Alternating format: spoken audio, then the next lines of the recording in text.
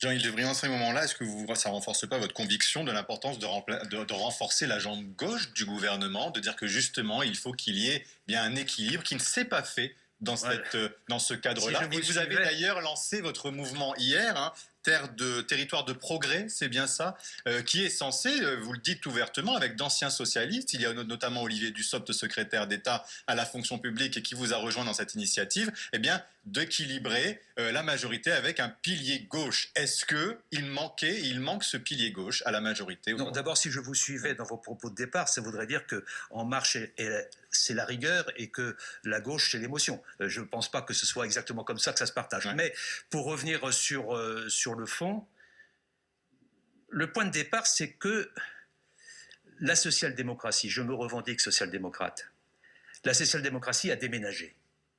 Elle est en train de déménager, elle a déjà en partie déménagé en France.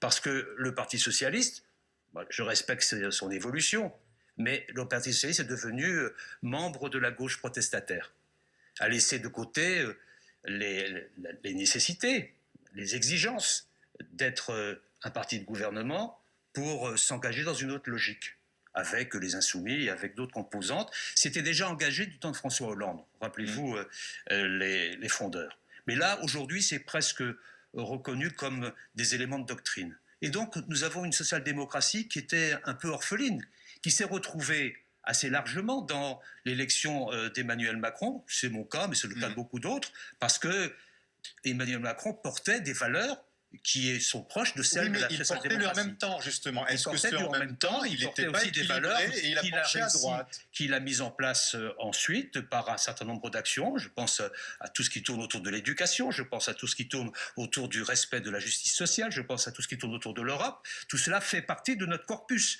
Mais nous étions un peu sans assises.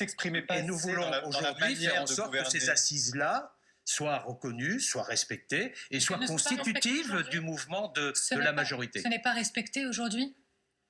D'une manière générale, si, mais il faut qu'on fasse entendre davantage notre voix. Nous avons notre musique à faire entendre, mais nous le faisons déjà, mais il faut le faire davantage.